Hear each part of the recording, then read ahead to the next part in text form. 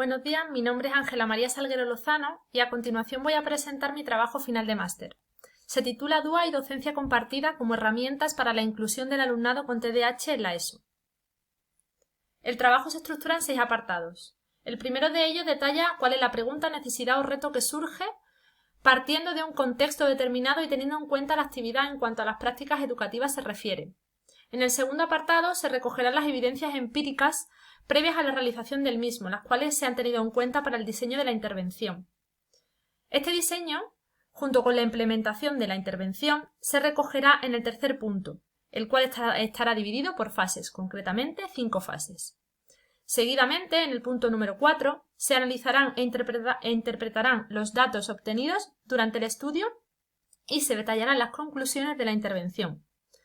Todo esto ayudará a determinar en el quinto apartado del trabajo cuáles son los puntos fuertes y débiles que podemos encontrar, así como las repercusiones que éste puede tener en investigaciones futuras. Finalmente, en el último apartado, en el apartado número 6, las referencias bibliográficas que han fundamentado y nutrido dicho trabajo aparecerán recogidas. Pues bueno, como he dicho, en el punto 1 aparece la pregunta, necesidad o reto. Y para poder entender de dónde surge esta necesidad debemos contextualizar la intervención. Así nos encontramos en un centro de educación secundaria obligatoria entablado en la comunidad de Cantabria. Este centro cuenta con un número elevado de alumnos con necesidades específicas de apoyo educativo, en adelante NEAE, de entre los cuales se encuentran los 2 alumnos objeto de estudio en el presente trabajo y que posteriormente describiré con más detalle.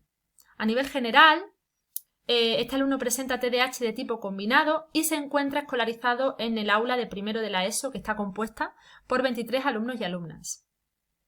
Además, son atendidos por profesionales de pedagogía terapéutica del centro, pero esta intervención que hacen la realiza fuera del aula ordinaria. Desde el centro, y tal y como viene recogido en su proyecto educativo, se busca favorecer la atención a la diversidad, buscando la inclusión de dicho alumnado. Sin embargo, y después de haber hablado con el equipo educativo, son muchas las ocasiones en las que estos alumnos no pueden seguir la dinámica de clase, a pesar de las medidas y las adaptaciones que se están realizando. Por lo que el principio de inclusión tan anhelado por el centro y entendido como un principio que difiere de la mera integración, no se está cumpliendo. Y realmente es de ahí de donde nace la necesidad de estudiar si las modificaciones contextuales que proponen las nuevas corrientes educativas, las nuevas corrientes de la práctica educativa, afectan positivamente o no al desarrollo personal y académico del alumnado con TDAH en esta etapa educativa. Estas modificaciones contextuales o estos aspectos contextuales tienen que ver, por un lado, con la docencia compartida y por otro, con el diseño universal de aprendizaje en adelante DUA. El alumnado al cual va dirigida la intervención o el alumnado que nos va a facilitar el estudio es el alumnado A, que tiene 13 años, se caracteriza por falta de atención, dificultades en la inhibición de respuesta, tiene un perfil impulsivo y como característica individual se ha dicho que toma medicación por prescripción médica, claro está, y que presenta buenas relaciones sociales y las adaptaciones curriculares que tiene son no significativas, ya que la mejora con esta medicación que tiene hace poco tiempo pues ha sido bastante notable. Por otro lado, el alumnado B tiene 14 años, tiene dificultades no solo atencionales, sino además en la memoria de trabajo, el razonamiento abstracto y presenta un perfil impulsivo y kinestésico. Es muy complicado que le cuesta mucho estar quieto, estar sin hablar, controlarse. Esto desencadena dificultades en la lectoescritura, tiene baja tolerancia a la frustración y necesita actividades muy dirigidas.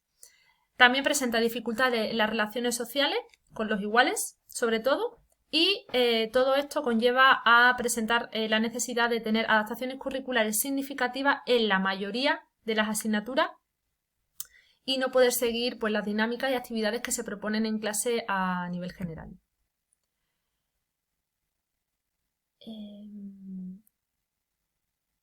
Finalmente, el reto que se plantea tiene que ver con evidenciar la relación entre la existencia de los principios del diseño universal de aprendizaje en las situaciones de enseñanza-aprendizaje y la docencia compartida para que la inclusión del alumnado con TDAH en el aula sea real y no precise la adaptación curricular significativa. Tal y como afirma Mas y compañía en 2018, la inclusión educativa en la hostilidad sigue siendo uno de los caballos de batalla de los profesionales de la educación en las instituciones educativas y, por lo tanto, una responsabilidad de toda la sociedad. Antes de realizar el diseño de la intervención se han buscado evidencias que respondan a la necesidad o reto que se plantea. En este sentido, me gustaría destacar que no son muchas las evidencias que hablan de la relación directa entre DUA, docencia compartida y TDAH. Lo que he hecho ha sido un proceso de investigación para buscar diferentes evidencias y relacionarlas entre sí. En el nivel 1 encontramos a Saavedra y compañía, que en 2015 demuestra las correlaciones positivas entre el rendimiento académico y la inteligencia emocional.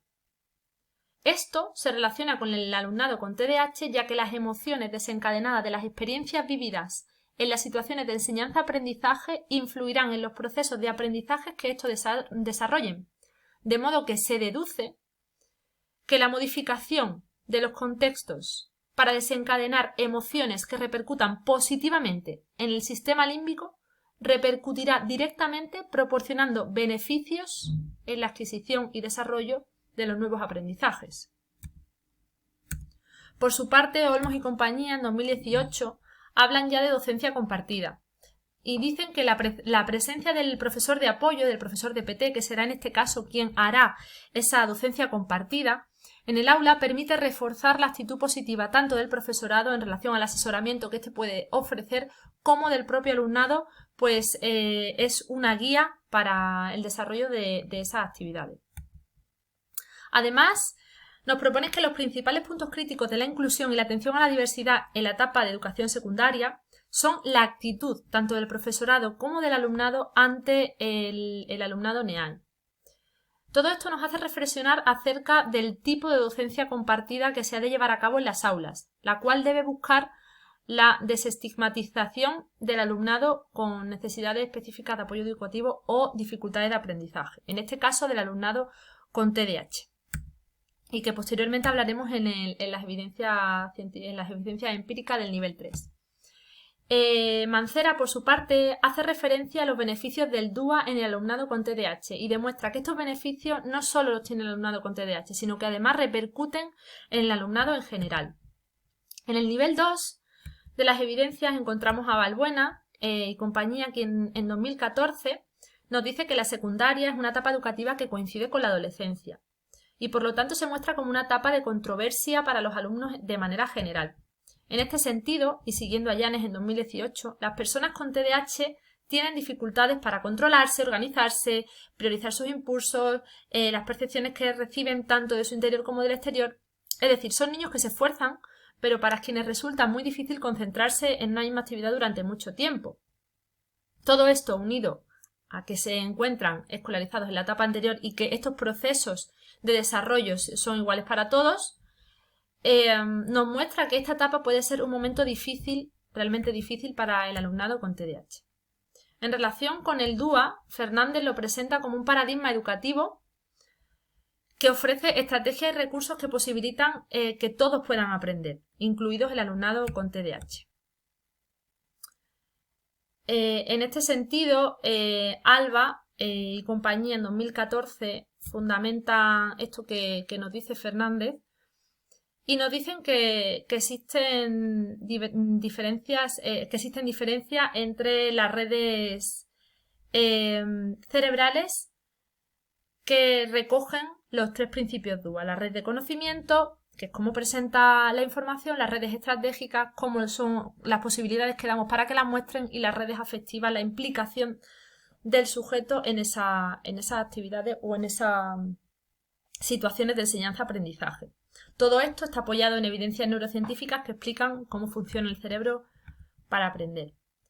Finalmente se muestran las evidencias del nivel 3, entre las que se destaca Antonio Márquez, quien, como hemos relacionado antes, relacionándolo con Olmos, con lo que nos habla de la docencia compartida, establece en su blog un tipo de docencia compartida concreta que se debería llevar a cabo siempre y cuando el objetivo sea